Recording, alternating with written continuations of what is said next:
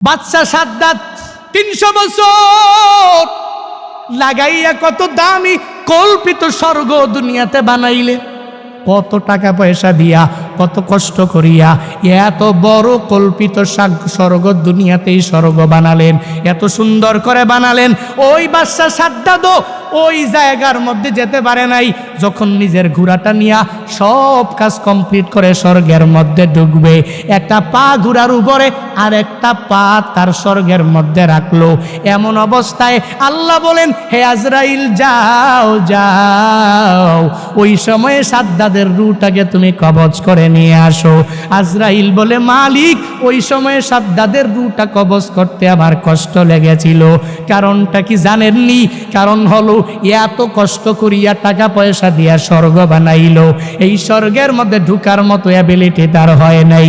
একটা পা ঘোড়ার উপরে আর একটা পা সে রাখলো তার স্বর্গের মধ্যে, ঘুইরা ঘুইরা দেখবে ওই পরিমাণ হায়াতটাও সে পাইল না। আল্লাহ বলেন, হে আজরাইল তুমি জানো না? তুমি তো জানো, শুধু উপরের খবরগুলো, ভিতরের খবরটা তো জানো না। ওই যে জাহাজের মধ্যে কাস্টের উপরে যেই মহিলার রূহটাকে তুমি কবজ করলা, ওই মহিলার রূহটা কবজ করতে তোমার কষ্ট লেগেছিল। ওই মহিলা প্রসব করেছে যেই বাচ্চা, ওই বাচ্চাই হলো তুমি যেই বাদশা সাদ্দাতের কথা বলো, ওই মহিলার বাচ্চাই হলো বাদশা সাদ্দাত।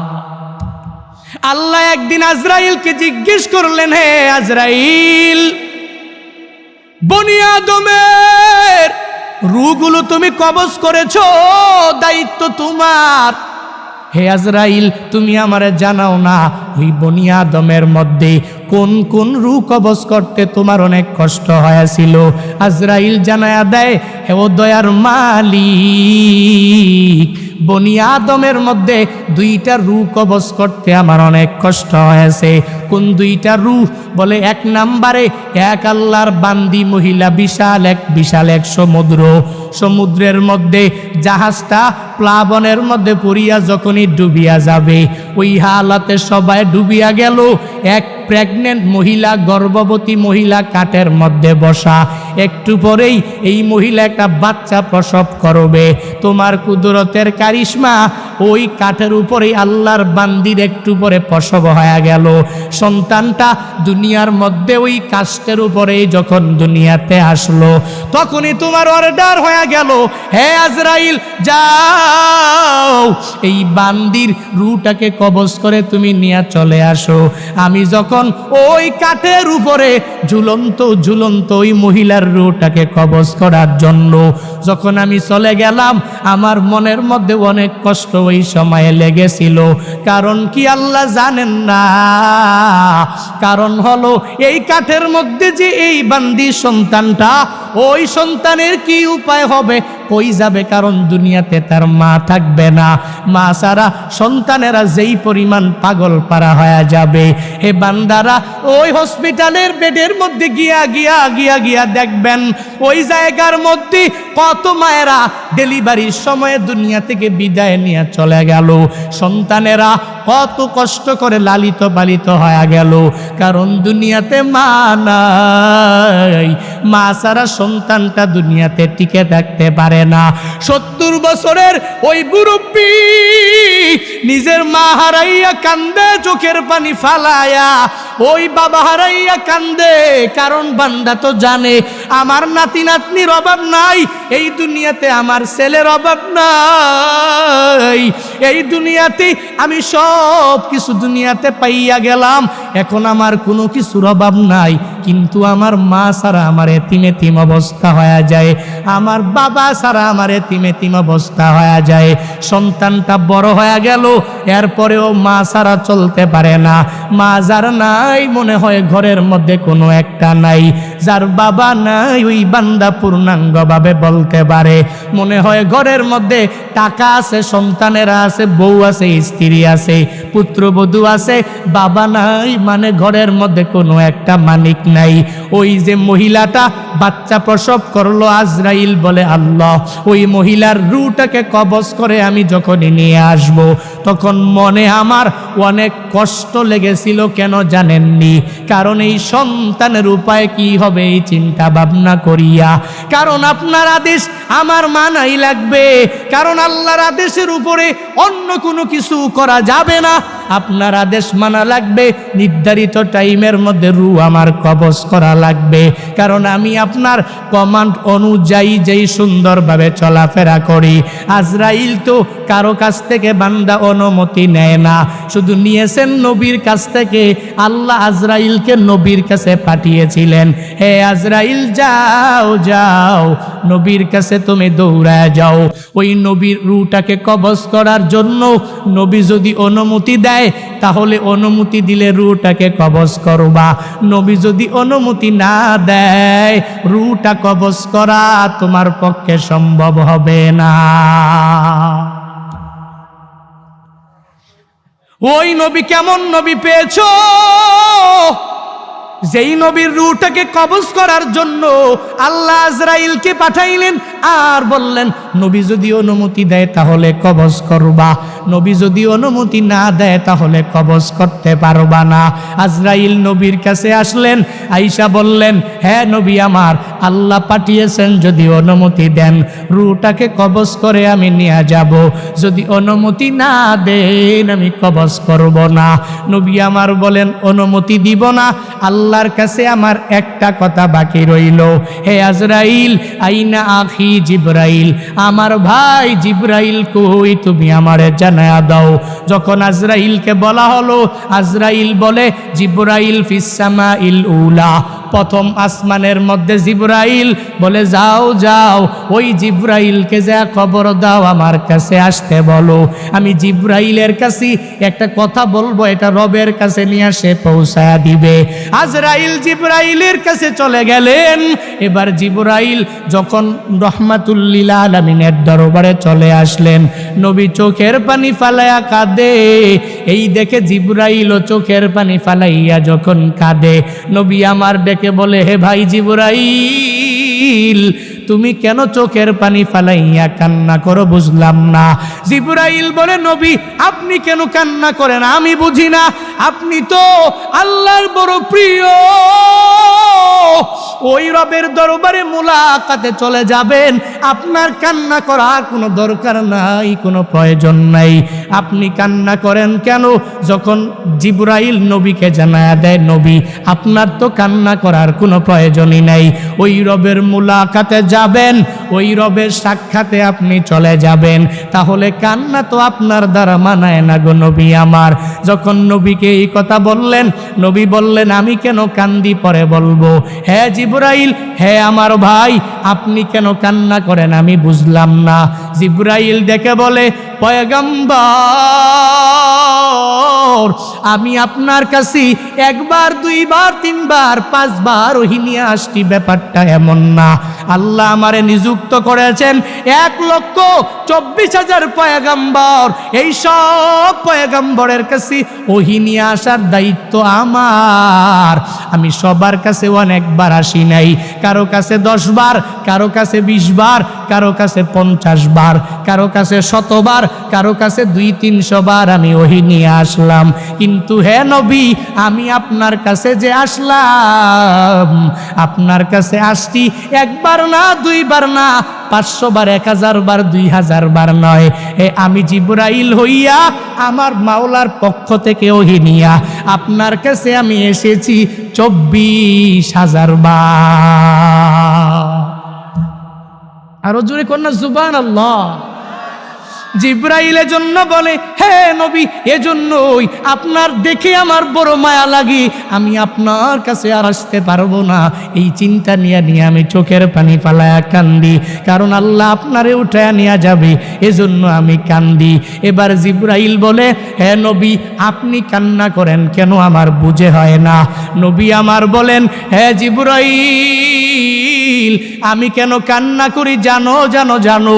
আমি তো আমার রবের মুলাকাতে চলে যাব, কিন্তু এই দুনিয়ার মধ্যে আমার যে উম্মতেরা থাকবে ওই উম্মতেরা আমার জন্য বড় পাগল। এই উম্মতেরা মদিনার জন্য অনেক বড় পাগল পারা, আমি নবীর জন্য অনেক বড় পাগল পারা। আমার এই উম্মতের উপায়টা কি হবে? রবের কাছে যাও আর আল্লাহর কাছে গিয়া জানাইয়া দাও। আল্লাহ যতক্ষণ পর্যন্ত আমার উম্মতের দায়িত্ব না নিবে আমি ততক্ষণ পর্যন্ত রূহ কবজ করার অনুমতি দিব না। জিবরাইল চলে গেলেন মাওলার দরবারে যাইয়া আল্লাহর কাছে বললেন, ও মালিক, আপনার পয়গম্বর রূহ কবজ করার জন্য অনুমতি দেয় না। ও আল্লাহ, যদি আপনি আপনার নবীর উম্মতের জিম্মাদারি যদি না নেন তাহলে রূহ কবজ করার অনুমতি আপনার নবী দিবে না। যখন এই কথা বলল, এই কথা বলার পরে আল্লাহ বলেন, হ্যাঁ জিবরাইল, যাও যাও, আমার নবীর কাছে চলে যাও। ওই নবীর কাছে গিয়া তুমি জানায়া দাও, ওই নবী দুনিয়াতে জীবিত থাকা অবস্থায় উম্মতের জন্য নবী এত বড় পাগল পারা, ওই উম্মতের জন্য নবী দায়িত্ব নিয়ে নিল। নবীকে আমি আল্লাহ উঠে নিয়ে যাব। আজরাইল রূহটাকে কবজ করার পর থেকে কিয়ামত পর্যন্ত আমি আল্লাহ আমার নবীর উম্মতের দায়িত্ব আমি নিজেই নিয়ে নিলাম। ইমামুল আউয়ালিন ওয়াল আখিরিন বহরে সদকা রহমাতাল লিল আলামিন, শুদ্ধ ওজুদাস রহমাতাল লিল আলামিন, মসজিদে উ শুদ্ধ হামারু এ জমিন, সৈয়দুল কাউনাইন খতমুল মুরসালিন, আখির মদবুদে ফখরুল আউয়ালিন। ওই নবীর কাছে অনুমতি নেওয়ার জন্য আজরাইল আসলেন। হে বান্দারা, এরপরে যখন জিব্রাইল আল্লাহর কাছে এই কথা বলার পরে আল্লাহ যখন বললেন, যাও যাও, নবীর উম্মতের জিম্মাদারি আমি নিয়ে নিলাম, এই কথা বলার পর এবার যখন জিব্রাইল চলে আসলেন নবীর কাছে, এসে বলে, হ্যাঁ নবী আমার, আল্লাহ বলেছেন আপনার উম্মতের দায়িত্ব আল্লাহ নিজেই নিয়ে নিয়েছেন। এবার নবী বলে, অসুবিধা নাই, এখন আর আমার কোনো চাওয়া নাই, পাওয়া নাই, কোনো কিছুই নাই। হে আজরাইল, তুমি আমার রূহটাকে কবজ করে করে করে করে নিয়ে যাও। আজরাইল রহমাতুল লিল আলামিনের রূহটাকে কবজ করার জন্য ওই নবীর বুকের মধ্যে যখনই হাতটা রাখলেন, রহমাতুল লিল আলামিন বলে, ভাই আমার আজরাইল, আমার মনে হয় তুমি যে আমার বুকের মধ্যে হাতটা রাখলা, এই হাতটা রাখছো মনে হয় আসমান জমিন তুমি আমার বুকের মধ্যে উঠায়া দিলা। হে ভাই আমার আজরাইল, আমার উম্মতের বেলায়ও কি এমনটা হয়ে যাবে? আমার উম্মতেরও কি এই পরিমাণ কষ্ট হয়ে যাবে? কারণ আমার এই উম্মতেরা আমি নবীর জন্য বড় পাগল। বাংলাদেশ মদিনা থেকে কত দূর, এরপরেও এই উম্মতেরা নবীর জন্য কত বড় পাগল পারা। ওই নবীর রওজায় যাওয়ার জন্য এই মানুষগুলো কি পরিমাণ পাগল পারা। মক্কায় মদিনায় যেতে চায় না এমন কোনো বান্দা নাই। বাংলাদেশ বাদ দাও, পৃথিবীর যে কোনো প্রান্তে যেই নবীর আদনা থেকে আদনা উম্মত আছে, ওই উম্মত নবীর রওজায় যাইয়া সশরীরে সালাম দেওয়ার জন্য বড় পাগল পারা। অত বান্দা টেলিফোন করে বলে, হুজুর ওই যে মক্কায় গেলেন, মদিনায় গেলেন, আমার টাকা নাই, আমার অ্যাবিলিটি নাই, আমি মক্কায় যেতে পারি না, মদিনায় যেতে পারি না, আমি আমার নবীর রওজা মুবারকের সামনে যাইয়া সশরীরে আমি নবীরে সালাম দিতে পারি না, আমার জন্য দোয়া করবেন। আমি জীবনে একবার হলেও যাতে করে মদিনার মধ্যে যেতে পারি, আমি যাতে করে জীবনে একবার হলেও মক্কায় যেতে পারি। এই উম্মতেরা নবীর জন্য এত বড় পাগল পারা, নবী উম্মতের জন্য কি পরিমাণ পাগল। নবী আমার ডেকে বলে, হে আজরাইল শুনে নাও, আমার উম্মতের বেলায়ও কি একই পরিমাণ কষ্ট হয়ে যাবে? আজরাইল বলে, নবী না না না, আপনার উম্মতের উম্মতেরা যদি আপনার সুন্নতের উপরে আমল করে করে যদি দুনিয়ার মধ্যে চলতে পারে, আপনার রবের আদেশ মানিয়া যদি চলতে পারে, ওই রবের ক্ষমা নিয়ে যদি সামনে আগাইয়া যেতে পারে, তাহলে শুনেন নবী আমার, এদের জানটাকে, এদের রূহটাকে কবজ করার সময় তারা উপলব্ধিও করতে পারবে না, তারা টেরও পাবে না। ছোট্ট বাচ্চা মায়ের কুলের মধ্যে যেরকম ভাবে দুধ পান করে, ওই ছোট্ট বাচ্চার কোনো টেনশন নাই, কোনো চিন্তা নাই। ঠিক একই রকম ভাবে দুনিয়াতে যেই বান্দা মুমিনে কামেল হয়ে যাবে, নবী আপনার খাঁটি উম্মত হয়ে যাবে, এরকম কষ্ট হবে না, সুখে শান্তিতেই এদের রূহটাকে কবজ করা হবে। তবে নবী, যারা দুনিয়াতে আপনাকে মানবে না, আল্লাহর আদেশ অনুযায়ী নিজের জিন্দেগিটা চালাবে না, হে নবী, যারা দুনিয়াতে আপনার কমান্ড অনুযায়ী যেই সুন্নতের আমলগুলো যারা করতে পারবে না, নবী তাদের বেলায় একই রকম করা হবে না। বলে একটা জীবন্ত খাসি, ওই খাসিটাকে যদি কোনো বান্দা জবাই না করে, আস্ত যদি ওই খাসির চামড়াটা যদি ছিলে ফেলে, যেই পরিমাণ কষ্ট খাসিটার হয়ে যাবে, এর চাইতেও বেশি কষ্ট হয়ে যাবে। যেই বান্দা নামাজ পড়ে না, যেই বান্দা রোজা রাখে না, যেই বান্দা নেক আমল করে না, তার এর চেয়েও বেশি বান্দা কষ্ট হয়ে যাবে রূহটা কবজ করার। তো বারংবার বলি, নবীর বেলায় অনুমতি নেওয়া হইল, আজরাইল আসলেন, নবীর বেলায় নিলেন, তোমার বেলায় আমার বেলায় কশিনকালেও নেওয়া হবেনি, হবেনি নেওয়া। ওই যে আল্লাহ আজরাইল রেজি গাইলেন, দুইটা রূহ কবজ করতে তোমার কষ্ট হয়ে গেল। এক নম্বরে ওই কাস্টের উপরে ওই মহিলার রূহটাকে কবজ করতে কষ্ট হয়ে গেল। দুই নম্বরে কোন রূহ? আজরাইল জানায়া দেয়, হে আল্লাহ, বাদশা সাদ্দাত 300 বছর লাগাইয়া কত দামি কল্পিত স্বর্গ দুনিয়াতে বানাইলেন, কত টাকা পয়সা দিয়া, কত কষ্ট করিয়া এত বড় কল্পিত স্বর্গ দুনিয়াতেই স্বর্গ বানালেন, এত সুন্দর করে বানালেন। ওই বাদশা সাদ্দাত ওই জায়গার মধ্যে যেতে পারে নাই। যখন নিজের ঘোড়াটা নিয়া সব কাজ কমপ্লিট করে স্বর্গের মধ্যে ঢুকবে, একটা পা ঘোড়ার উপরে আর একটা পা তার স্বর্গের মধ্যে রাখলো। এমন অবস্থায় আল্লাহ বলেন, হে আজরাইল, যাও যাও, ওই সময়ে সাদ্দাদের রূহটাকে তুমি কবজ করে নিয়ে আসো। আজরাইল বলে, মালিক, ওই সময়ে সাদ্দাদের রূহটা কবজ করতে আমার কষ্ট লেগেছিল। কারণটা কি জানেননি? কারণ হলো, এত কষ্ট করিয়া টাকা পয়সা দিয়া স্বর্গ বানাইলো, এই স্বর্গের মধ্যে ঢুকার মতো অ্যাবিলিটি তার হয় নাই। একটা পা ঘোড়ার উপরে আর একটা পা সে রাখলো তার স্বর্গের মধ্যে, ঘুইরা ঘুইরা দেখবে ওই পরিমাণ হায়াতটাও সে পাইল না। আল্লাহ বলেন, হে আজরাইল, তুমি জানো না? তুমি তো জানো, শুধু উপরের খবরগুলো, ভিতরের খবরটা তো জানো না। ওই যে জাহাজের মধ্যে কাস্টের উপরে যেই মহিলার রূহটাকে তুমি কবজ করলা, ওই মহিলার রূহটা কবজ করতে তোমার কষ্ট লেগেছিল। ওই মহিলা প্রসব করেছে যেই বাচ্চা, ওই বাচ্চাই হলো তুমি যেই বাদশা সাদ্দাদের কথা বলো, ওই মহিলার বাচ্চাই হলো বাদশা সাদ্দাত। এই সব কিছু বইলা বইলা কি বুঝাইতে চাই? মরণ হবে কি হবে না, কোন সময় হবে এই গ্যারান্টি আসেনি, কেউ দিতে পারবে?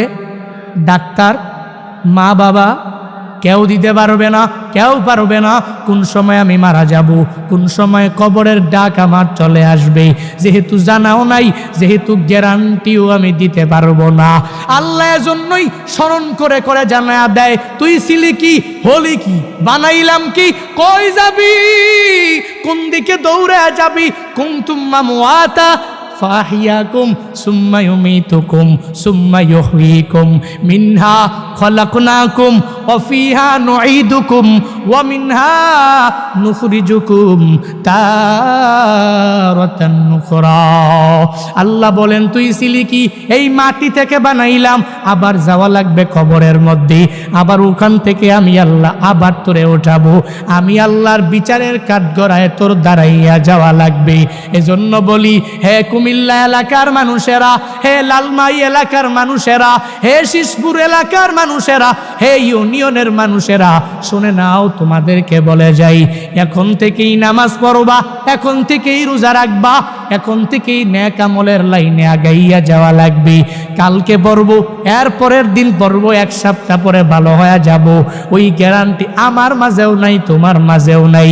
কারণ যে কোনো সময় কবরের ডাকটা বান্দা চলে আসতে পারে, যে কোনো সময় ওই কবরের ডাক চলে আসলে বান্দা তোমার চলে যাওয়া লাগবে। হে যুবকেরা, বাইক নিয়ে যে এত দৌড়াও, ওই কত কত দামি দামি বাইক কিনা বাইকাররা রাস্তার মধ্যে পড়ে অ্যাক্সিডেন্ট করে সাথে সাথে মারা গেল। এই যে 2-3 দিন আগেও নিজের চোখে তাকায়া দেখলাম একটা বাইক এক জায়গায় পড়ে আছে, ওই বাইকের যে বাইকার সে লাশ হয়ে পড়ে আছে। এরকম বিভিন্ন জায়গায় প্রতিদিন ফেসবুকে ইউটিউবে বিভিন্ন জায়গায় তাকায়া দেখ, শুধু বাইক অ্যাক্সিডেন্ট, অভাব নাই, একটা না একটা হলো হয়ে গেল। ওই বাইকার জানে না এখনই আমি মারা যাব, সে যদি জানতো তাহলে বাইক নিয়ে বের হইতো না, এত পাগল পারা হয়ে দুনিয়াতে ঘুরতো না। এজন্য বলি, যে কোনো সময় মরণ হয়ে যেতে পারে, আমিও জানি না, তুমিও জানো না, কেউ জানে না। এজন্য বাড়িতে যাইয়া এখন থেকেই 5 বেলার নামাজে তুমি হয়ে যাও, এখন থেকেই নেক আমলের লাইনে অগ্রগামী হয়ে যাও, তুমি আল্লাহর ওলি হয়ে যাও। আমি বলি না সর্বোচ্চ লেভেলের তাকওয়াবান হয়ে যাও, আমি বলি না পারবা না, তবে এতটুকু কি পারবা না, 5 বেলার নামাজের শিডিউল করিয়া প্রতি মাসে কেন তোমার 1 বেলা নামাজ ছুটে যাবে? রমজানের 30টা রোজা একটা কেন বান্দা তোমার ছুটে যাবে? তোমার নেক আমলগুলো, আল্লাহর আদেশগুলো তুমি কেন মানতে পারবা না? আল্লাহর নিষেধগুলো থেকে নিজেকে কেন তুমি বিরত রাইকা চলতে পারবা না? যেই হুজুরেরা, যেই পুরুষেরা, যেই নারীরা 5 ওয়াক্ত নামাজ পড়ে, রোজা রাখে, নেক আমল করে করে সময়টা কাটায়, তার তো এত লস হয় না, দুনিয়া বিলাইনে সে অনেক ঠকে যায় এমনটাও বান্দা নয়। তুমিও তো ঠকবা না, কেন ঠকবা? বরং 5 বেলার নামাজি যেই বান্দা, তার দ্বন্দ্বউলতের মধ্যে বরকত দিয়া দেন কে? জোরে বলেন। দুনিয়াতে দেখবেন ধনী যারা, যেই বান্দা 5 বেলা নামাজি, ওই বান্দাই দেখবেন এত ধনী। তার ধনী ঠিক আছে, টাকা পয়সার মধ্যে বরকতের অভাব নাই, তবে যেই বান্দা ধনী হয়েছে হালাল ওয়েতে, হারাম ওয়েতে যে ধনী, সুদি লেনদেন টেনদেন কইরা ঘোষ টুস খায়া যে হইছে ধনী, ওই ধনে কোনো বরকত নাই, ওই টাকায় কোনো বরকত নাই, ওই বাড়িতে বরকত নাই, ওই সন্তানগুলোর মধ্যে কোনো বরকত নাই, কারণ টাকার মধ্যে তো হালাল নাই। হালাল ওয়েতে ধনী হও, ওই বান্দাই 5 বেলার নামাজি, সে হালাল ওয়েতে ধনী হয়েছে, টাকা পয়সা যা হয়েছে, নিজের সংসারের মধ্যে শান্তির কোনো কমতি নাই। যে হারাম ওয়েতে ধনী হয়, ওই ধনে কোনো বরকত আছে? বরকত আছে বলেন?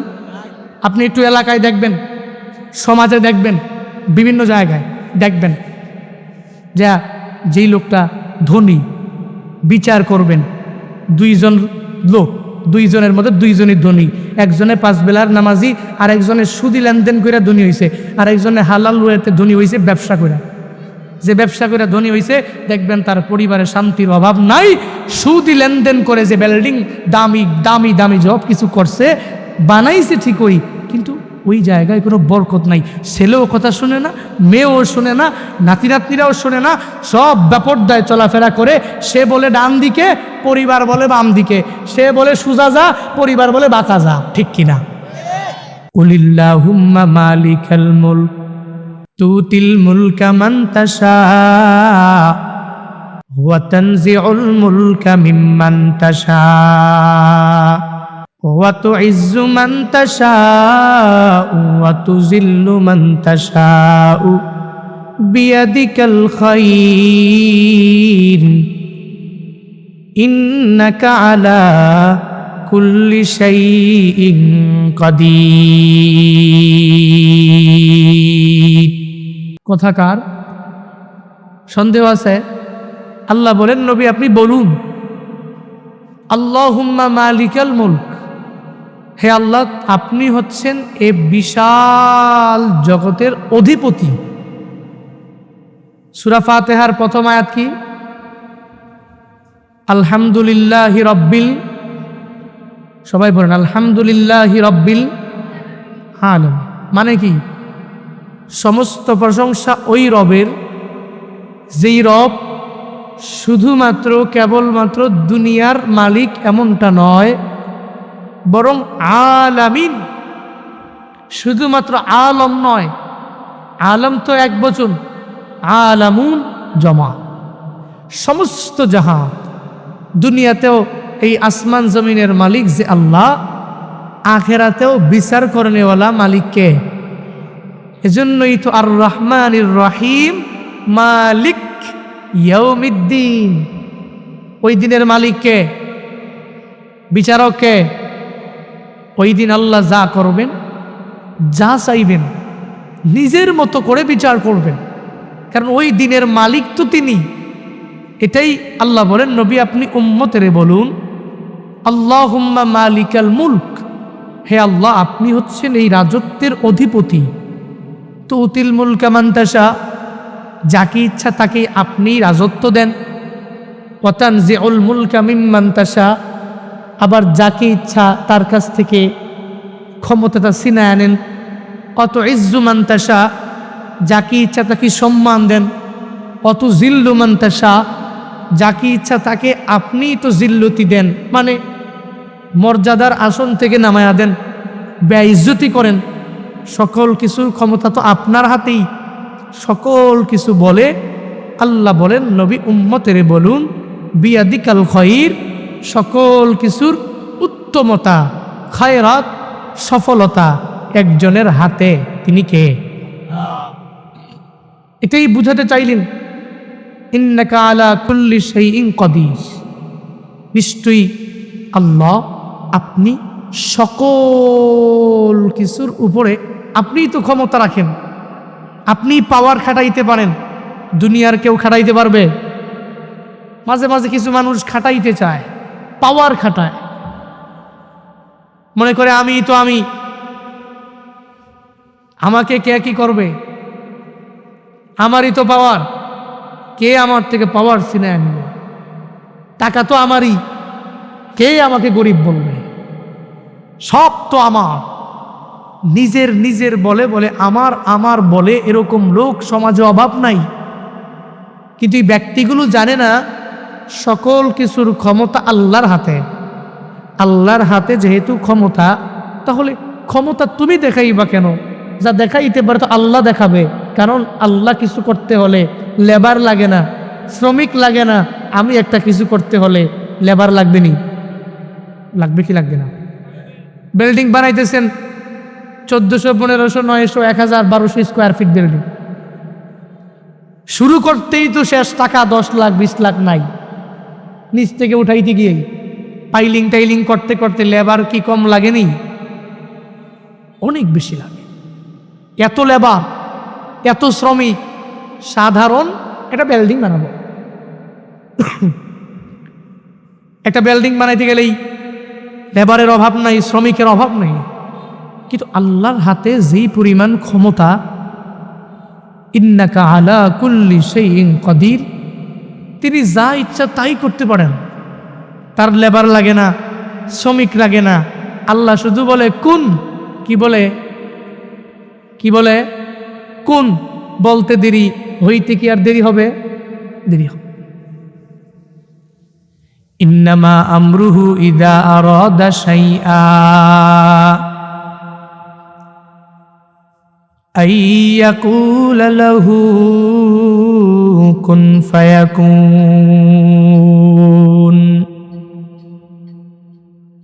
ফাসুবহানাল্লাযী বিয়াদিহি মালাকুতু কুল্লি শাইইন ওয়া ইলাইহি তুরজাউন।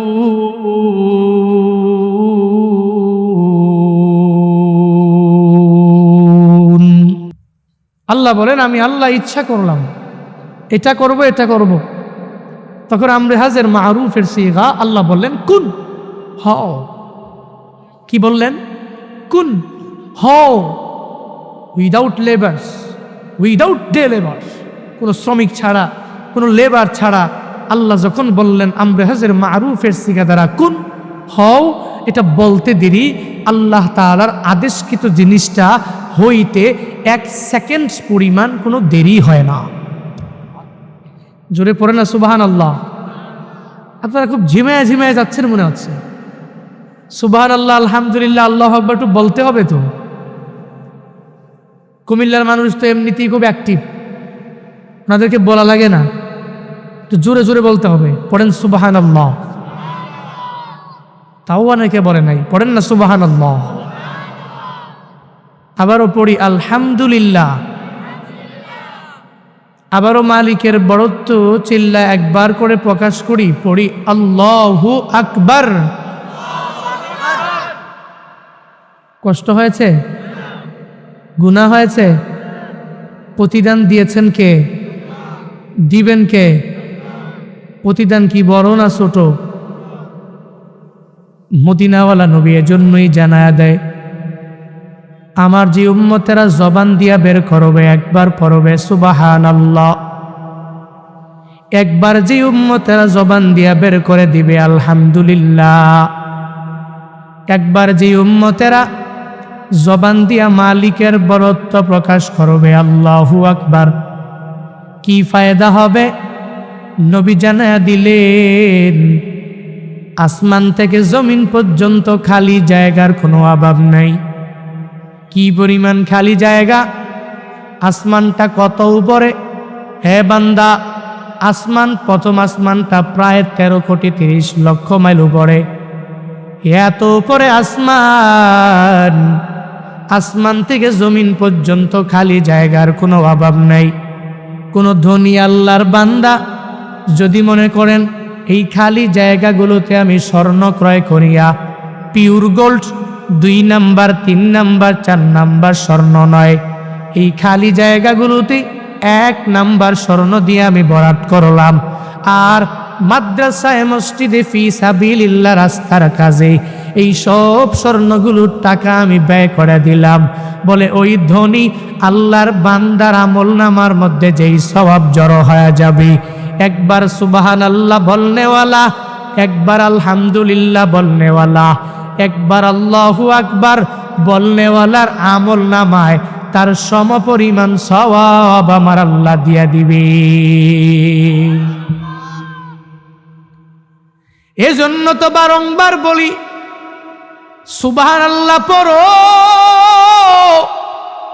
আলহামদুলিল্লাহ পড়ো, আল্লাহু আকবার জবান দিয়া যদি তুমি সুন্দরভাবে বের করে দিতে পারো, কি ফায়দা হবে?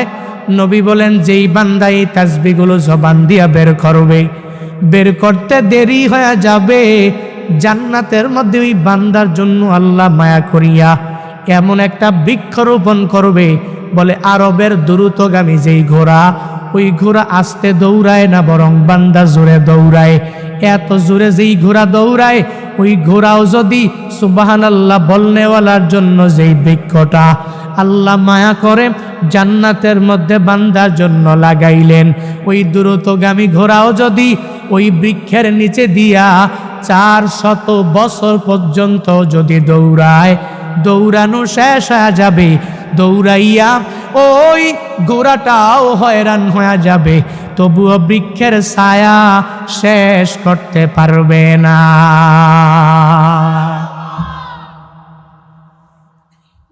ওই বৃক্ষ কি কুমিল্লা শহরের মধ্যে আসেনি?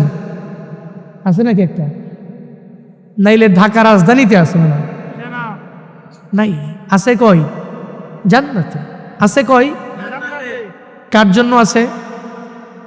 আমরার জন্য। আহা, কি সুন্দর করে মায়া লাগা, আমরার জন্য। এটা গর্ব করে বলবেন, কার জন্য? আমরার জন্য। কে বানিয়েছে? কে রোপণ করেছে? আল্লাহ করেছে, বান্দার জন্য করেছে। এর পরেও কেন চুপটি মেরে বসবেন বলেন তো? চুপ করে বসে থাকে ফায়দা কি বলেন তো? নিজের গুরুত্বপূর্ণ সময়ে ব্যয় করে বসছেন।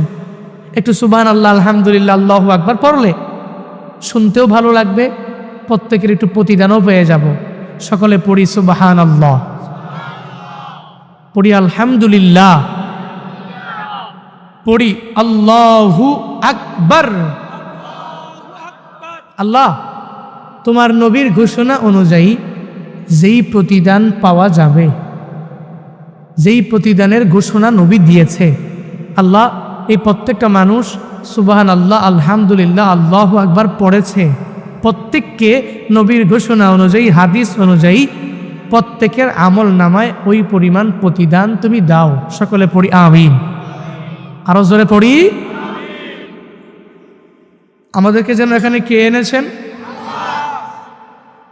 তাহলে ওই আল্লাহর প্রশংসা দরকার আছে না নাই? এই জন্য আবারও পড়ি আলহামদুলিল্লাহ। আগেই বলেছি আমরা আসতে পারি নাই, আমাদেরকে এনেছেন আল্লাহ। আমরা যাইতে পারি না, যাওয়ার মতো তৌফিক দেয় আল্লাহ। ঢাকা যাবেন, ওই মেন রোডে গিয়া বিজয়পুর গিয়া তিশা বাসে উঠছেন, গন্তব্য কই? ঢাকায়। ঢাকায় যাব, ঢাকা পর্যন্ত যাওয়ার মতো ক্ষমতা আপনার আছে? যদি আল্লাহ তৌফিক দেয় তাহলে ডেস্টিনেশন পর্যন্ত পৌঁছা যাবে, নচেত পৌঁছা যাবে? পৌঁছা যাবে। এই চিন্তা নিয়ে ঘুরতে হবে। সর্বাবস্থায় মনে রাখতে হবে মালাকুল মউত যে কোনো টাইমে, যে কোনো সময়ে আমার সামনে উপস্থিত হতে পারে। কারণ আমি তো ছিলাম কি, এখন কি, আমি যাব কই, শুধু এই চিন্তাটা ঢুকাইতে হবে। খুতবায় যে আয়াত পড়েছি, এই আয়াতে এই চিন্তা ঢুকানোর কথাই বলা হয়েছে। চিন্তা ঢুকাতে হবে আমি ছিলাম কি, এখন আছি কি, সামনে আমার হবে কি, ছিলাম কই, আসি কই, যাব কই। আল্লাহ এজন্যই বারংবার কালামুল্লাহ শরীফে বান্দাকে স্মরণ করে জানায় দেয়, বান্দা দুনিয়া দিলাম, আসমান দিলাম, জমিন দিলাম, সব কিছু দিলাম, তোর জন্য দিলাম। তুই এই সব কিছু পাওয়ার পরে শুধু এই চিন্তা ঢুকাবি, ছিলি কি, বর্তমানে কি, ভবিষ্যতে হবে কি। আল্লাযী জাআলা লাকুমুল আরদা ফিরাশা ওয়াস সামাআ বিনাআ। আল্লাহ বলেন, আল্লাহ তো উনি যিনি তোমাদের জন্য জমিনটাকে বানাইলেন বিছানা। এ বিশাল জমিন আল্লাহ বিছানা বানাইলেন, বান্দার জন্য বানাইলেন। আল্লাহ নিজের পরিচয় দিয়া জানায়া দেন, আল্লাহ তো উনি যিনি তোমাদের জন্য বিশাল আসমানটাকে বানাইলেন, বান্দা বানাইলেন ছাদ। এ ছাদটা যে বানাইলেন আল্লাহ কয়টা খুঁটি দিয়া বানাইলেন? 3টা, 2টা, 10টা? একটা খুঁটিও লাগে নাই। খুঁটিবিহীন বিশাল আসমানটা আল্লাহ বানাইলেন। কার জন্য বানাইলেন? বলে বান্দার জন্য বানাইলেন। বিশাল জমিন, এই জমিনটা বিছানা বানাইলেন আল্লাহ, তবে দিয়া দিলেন বান্দাকে। আল্লাহ বলেন, এ বিশাল আসমানটা আমি আল্লাহ তোমাদের জন্য বানাইলাম। এ বিশাল জমিন বিছানা স্বরূপ আমি আল্লাহ তোমাদের জন্য বানাইলাম। আসমান বানাইলাম তোমার জন্য, জমিনটাও পূর্ণাঙ্গ বানাইলাম তোমাদের জন্য। হে বান্দারা, এই আসমান জমিনটা পাওয়ার পরে এরপরেও কি তুই রবকে মানবি না? এরপরেও কি রবের কৃতজ্ঞতা তুই প্রকাশ করবি না? এত নিয়ামত পাওয়ার পরে এরপরেও কি কাফিরিনদের অন্তর্ভুক্ত হয়ে যাবি? এত নিয়ামত পাওয়ার পরে এরপরেও কি তুই মুশরিকিনদের অন্তর্ভুক্ত হয়ে যাবি? এরপরেও কি তুই আল্লাহর ওই আদেশ অনুযায়ী 5 বেলার নামাজে তুই যাবি না? এরপরেও কি রমজানের 30টা রোজা তুই রাখবি না? এরপরেও কি ওই রবের আদেশ অনুযায়ী তুই তোর জিন্দেগিটা চালাইবি না? আল্লাহ বলেন, হে গোলাম, আমি রব তোরে মায়া করে করে আসমান দিলাম, তোর জন্য সাদ হিসাবে আসমানটা বানাইলাম।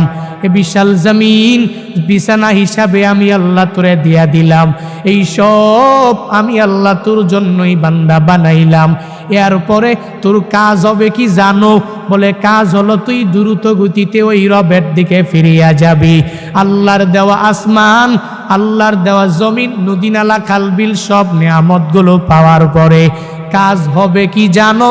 বান্দার কাজ হবে মুয়াজ্জিন সাহেব যখন 5 বেলার নামাজের জন্য আজান দিয়া দেয়, ওই মুয়াজ্জিন শ্রুতি মধুর কণ্ঠ দিয়া যখন তোমারে ডাক দেয়, হাইয়া আলাস সালাহ, তুই নামাজের দিকে দৌড়ে আয়, তুই নামাজের দিকে, কল্যাণের দিকে যদি দৌড়ে আসো তাহলে সফল হয়ে যাবি, কল্যাণকামীদের অন্তর্ভুক্ত তুই হয়ে যাবি।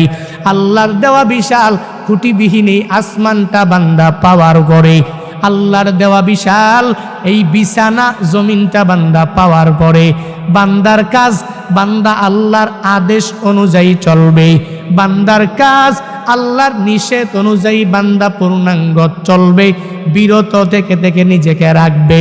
আল্লাহ যা নিষেধ করলেন তার ধারে কাছেও যাওয়া যাবে না, আল্লাহ যা আদেশ করলেন তা পূর্ণাঙ্গভাবে মানিয়া মানিয়া বান্দার চলা লাগবে। আল্লাহ নিজে এজন্যই বান্দাকে জানা দেয়, হে আমার বান্দারা, কাইফা তাকফুরুনা বিল্লাহ, এরপরেও কি তুই ওই রবের অস্বীকার করবি? অথচ তাকায়া দেখ, তুই ছিলি কি, আমি আল্লাহ তোরে বানাইলাম কি, আবার তোর কোন জায়গার মধ্যে যাওয়া লাগবে। আল্লাহ এজন্যই তো স্মরণ করে করে জানায়া দেয়, কুনতুম আমওয়াতা, তোমরা ছিলা মৃত, ফাহিয়াকুম, এরপরে আমি আল্লাহ জীবিত করে দুনিয়াতে পাঠাইলাম। আবার সুম্মা ইউমিতুকুম, ওই কবরের মধ্যে তোমার চলে যাওয়া লাগবে। ওই কবর তো ওখানেই শেষ না, আখিরাতের প্রথম মানজিল রে বান্দা। ওখান থেকে আবার যখন ইসরাফিল সিংহার মধ্যে ফুৎকার দিয়া দিবে, ওই ফুৎকারের আওয়াজে হাসরের ময়দান যেদিন কায়েম হয়ে যাবে, ফাইদা নুকিরা ফিন নাকুর। সূরাতুল মুদ্দাসসিরের মধ্যে আল্লাহ নবীকে জানায়া দেয়, হ্যাঁ নবী আমার, ওই হাসরের ময়দান যেদিন কায়েম হবে, ইসরাফিল তো সিংহা নিয়া দাঁড়ায় রইল, ফুৎকার দেওয়ার জন্য আল্লাহ আদেশ করতে দেরি হয়ে যাবে। যখনই ফু মারবে তখন হাসরের ময়দান কায়েম হয়ে যাবে। তখন এই বান্দাদের আমার মাওলার দরবারে বিচারের কাঠগড়ায় দাঁড়ানো লাগবে। আল্লাহ ওই সময়ে এই বান্দাদেরকে আবার জীবিত করবে। আল্লাহ এটাই জানাতে চায়, হে বান্দা, তুই ছিলি কি, আমি আল্লাহ বানাইলাম কি, তুই আবার যাবি কই? কুনতুম আমওয়াতা ফাহিয়াকুম সুম্মা ইউমিতুকুম সুম্মা ইউহয়িকুম, ছিলি তুই মায়ের গর্ভের মধ্যে রে বান্দা। আমি আল্লাহ মায়া করে করে ওই মায়ের গর্ভের মধ্যে তোকে কত সুন্দর করে ওখানে বড় করলাম। আস্তে আস্তে মায়া করিয়া করিয়া মানব গঠনের মধ্যে সুন্দর একটা আকৃতি আমি তোর মায়ের পেটে দিয়া দিলাম। ওই গর্ভের মধ্যে তুই খাবি কিরে বান্দা? আমি আল্লাহ মায়া করে তোর মায়ের নাভি থেকে তোর কাছে তোর পেটে খানার ব্যবস্থা করে দিলাম। ওখানে আমি আল্লাহ বাঁচাইলাম। কত সন্তানেরা দুনিয়াতে আসার সময় মারা গেল, আমি আল্লাহ মায়া করে ডেলিভারির সময় তোকে সুন্দরভাবে বাঁচাইয়া দুনিয়াতে তুই আসলি জীবিত।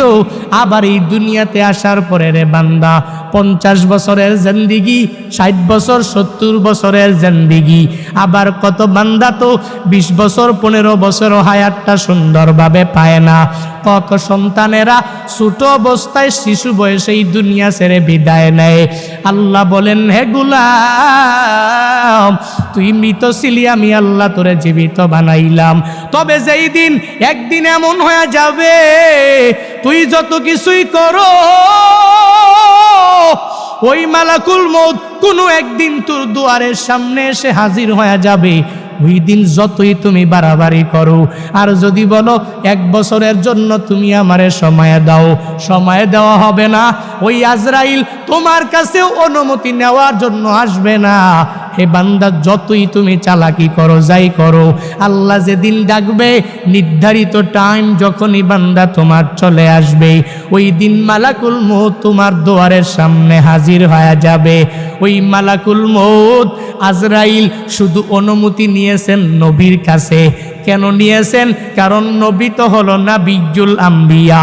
তোমার আমার কাছে কশিনকালেও আজরাইল অনুমতি নিবে না, কারণ আজরাইল একজনের কথা মানে, চিল্লায়া বলো তার নাম। আল্লাহ একদিন আজরাইলকে জিজ্ঞেস করলেন, হে আজরাইল, বনি আদমের রূহগুলো তুমি কবজ করেছো, দায়িত্ব তোমার। হে আজরাইল, তুমি আমারে জানাও না ওই বনি আদমের মধ্যে কোন কোন রূহ কবজ করতে তোমার অনেক কষ্ট হয়েছিল। আজরাইল জানায়া দেয়, হে ও দয়ার মালিক, বনি আদমের মধ্যে দুইটা রূহ কবজ করতে আমার অনেক কষ্ট হয়েছে। কোন দুইটা রূহ? বলে এক নাম্বারে এক আল্লাহর বান্দি মহিলা, বিশাল এক সমুদ্রের মধ্যে জাহাজটা প্লাবনের মধ্যে পড়িয়া যখনই ডুবিয়া যাবে, ওই হালাতে সবাই ডুবিয়া গেল। এক প্রেগনেন্ট মহিলা, গর্ভবতী মহিলা কাঠের মধ্যে বসা, একটু পরেই এই মহিলা একটা বাচ্চা প্রসব করবে। তোমার কুদরতের কারিশমা, ওই কাঠের উপরেই আল্লাহর বান্দির একটু পরে প্রসব হয়ে গেল। সন্তানটা দুনিয়ার মধ্যে ওই কাষ্টের উপরেই যখন দুনিয়াতে আসলো, তখনই তোমার অর্ডার হয়ে গেল, হে আজরাইল যাও এই বান্দির রূহটাকে কবজ করে তুমি নিয়ে চলে আসো। আমি যখন ওই কাঠের উপরে ঝুলন্ত ওই মহিলার রূহটাকে কবজ করার জন্য যখন আমি চলে গেলাম, আমার মনের মধ্যে অনেক কষ্ট ওই সময়ে লেগেছিল। কারণ কি আল্লাহ জানেন না? কারণ হলো এই কাঠের মধ্যে যে এই বান্দি সন্তানটা, ওই সন্তানের কি উপায় হবে, কই যাবে? কারণ দুনিয়াতে তার মা থাকবে না। মা ছাড়া সন্তানেরা যেই পরিমাণ পাগল পারা হয়ে যাবে, হে বান্দারা ওই হসপিটালের বেডের মধ্যে গিয়া দেখবেন ওই জায়গার মধ্যে কত মায়েরা ডেলিভারির সময়ে দুনিয়া থেকে বিদায় নিয়ে চলে গেল। সন্তানেরা কত কষ্ট করে লালিত পালিত হয়ে গেল, কারণ দুনিয়াতে মা নাই। মা ছাড়া সন্তানটা দুনিয়াতে টিকে থাকতে পারে না। 70 বছরের ওই মুরব্বী নিজের মা হারাইয়া কান্দে, চোখের পানি ফালায়া ওই বাবা হারাইয়া কান্দে। কারণ বান্দা তো জানে আমার নাতি নাতনির অভাব নাই, এই দুনিয়াতে আমার ছেলের অভাব নাই, এই দুনিয়াতে আমি সব কিছু দুনিয়াতে পাইয়া গেলাম, এখন আমার কোনো কিছুর অভাব নাই। কিন্তু আমার মা ছাড়া আমার এতিম অবস্থা হয়ে যায়, আমার বাবা ছাড়া আমার এতিম অবস্থা হয়ে যায়। সন্তানটা বড় হয়ে গেল, এরপরেও মা ছাড়া চলতে পারে না। মা যার নাই, মনে হয় ঘরের মধ্যে কোনো একটা নাই। যার বাবা নাই, ওই বান্দা পূর্ণাঙ্গভাবে বলতে পারে মনে হয় ঘরের মধ্যে টাকা আছে, সন্তানেরা আছে, বউ আছে, স্ত্রী আছে, পুত্রবধূ আছে, বাবা নাই, মানে ঘরের মধ্যে কোনো একটা মালিক নাই। ওই যে মহিলাটা বাচ্চা প্রসব করলো, আজরাইল বলে আল্লাহ ওই মহিলার রূহটাকে কবজ করে আমি যখনই নিয়ে আসব, তখন মনে আমার অনেক কষ্ট লেগেছিল। কেন জানেননি? কারণ এই সন্তানের উপায় কি হবে এই চিন্তা ভাবনা করিয়া। কারণ আপনার আদেশ আমার মানাই লাগবে, কারণ আল্লাহর আদেশের উপরে অন্য কোনো কিছু করা যাবে না। আপনার আদেশ মানা লাগবে, নির্ধারিত টাইমের মধ্যে রূহ আমার কবজ করা লাগবে। কারণ আমি আপনার কমান্ড অনুযায়ী যেই সুন্দরভাবে চলাফেরা করি। আজরাইল তো কারো কাছ থেকে বান্দা অনুমতি নেয় না, শুধু নিয়েছেন নবীর কাছ থেকে। আল্লাহ আজরাইলকে নবীর কাছে পাঠিয়েছিলেন, হে আজরাইল যাও নবীর কাছে তুমি দৌড়ায় যাও, ওই নবীর রূহটাকে কবজ করার জন্য। নবী যদি অনুমতি দেয় তাহলে অনুমতি দিলে রূহটাকে কবজ করবা, নবী যদি অনুমতি না দেয় রূহটা কবজ করা তোমার পক্ষে সম্ভব হবে না। ওই নবী কেমন নবী পেয়েছো? যেই নবীর রূহটাকে কবজ করার জন্য আল্লাহ আজরাইলকে পাঠাইলেন আর বললেন নবী যদি অনুমতি দেয় তাহলে কবজ করবা, নবী যদি অনুমতি না দেয় তাহলে কবজ করতে পারবা না। আজরাইল নবীর কাছে আসলেন, আয়েশা বললেন, হ্যাঁ নবী আমার, আল্লাহ পাঠিয়েছেন, যদি অনুমতি দেন রূহটাকে কবজ করে আমি নিয়ে যাব, যদি অনুমতি না দেন আমি কবজ করব না। নবী আমার বলেন, অনুমতি দিব না, আল্লাহর কাছে আমার একটা কথা বাকি রইল, হে আজরাইল আইনা আখি জিবরাইল, আমার ভাই জিবরাইল কই, তুমি আমারে জানায়া দাও। যখন আজরাইলকে বলা হলো, আজরাইল বলে জিবরাইল ফিস সামাইল উলা, প্রথম আসমানের মধ্যে জিবরাইল বলে, যাও যাও ওই জিবরাইলকে যা খবর দাও আমার কাছে আসতে বলো। আমি জিবরাইলের কাছে একটা কথা বলবো, এটা রবের কাছে নিয়ে সে পৌঁছায়া দিবে। আজরাইল জিবরাইলের কাছে চলে গেলেন। এবার জিবরাইল যখন রহমাতুল্লিল আলামিনের দরবারে চলে আসলেন, নবী চোখের পানি ফালাইয়া কাঁদে। এই দেখে জিবরাইলও চোখের পানি ফালাইয়া যখন কাঁদে, নবী আমার ডেকে বলে, হে ভাই জিবরাইল, তুমি কেন চোখের পানি ফালাইয়া কান্না করো বুঝলাম না। জিবরাইল বলে, নবী আপনি কেন কান্না করেন আমি বুঝি না, আপনি তো আল্লাহর বড় প্রিয়, ওই রবের দরবারে মুলাকাতে চলে যাবেন, আপনার কান্না করার কোনো দরকার নাই, কোনো প্রয়োজন নাই। আপনি কান্না করেন কেন? যখন জিবরাইল নবীকে জানায়া দেয়, নবী আপনার তো কান্না করার কোনো প্রয়োজনই নাই, ওই রবের মুলাকাতে যাবেন, ওই রবের সাক্ষাতে আপনি চলে যাবেন, তাহলে কান্না তো আপনার দ্বারা মানায় না গো নবী আমার। যখন নবীকে এই কথা বললেন, নবী বললেন, আমি কেন কান্দি পরে বলবো। হ্যাঁ জিবরাইল, হ্যাঁ আমার ভাই, আপনি কেন কান্না করেন আমি বুঝলাম না। জিবরাইল দেখে বলে, পয়গম্বর, আমি আপনার কাছে একবার দুইবার তিনবার পাঁচবার ওহী নিয়ে আসছি, ব্যাপারটা এমন না। আল্লাহ আমারে নিযুক্ত করেছেন 1,24,000 পয়গম্বর, এই সব পয়গম্বরের কাছে ওহী নিয়ে আসার দায়িত্ব আমার। আমি সবার কাছে অনেকবার আসি নাই, কারো কাছে 10 বার, কারো কাছে 20 বার, কারো কাছে 50 বার, কারো কাছে 100 বার, কারো কাছে 200-300 বার আমি ওহী নিয়ে আসলাম। কিন্তু হে নবী, আমি আপনার কাছে যে আসলাম, আপনার কাছে আসছি একবার না, দুইবার না, 500 বার, 1000 বার, 2000 বার নয়। আমি জিবরাইল হইয়া আমার মাওলার পক্ষ থেকে ওহী নিয়া আপনার কাছে আমি এসেছি 24,000 বার।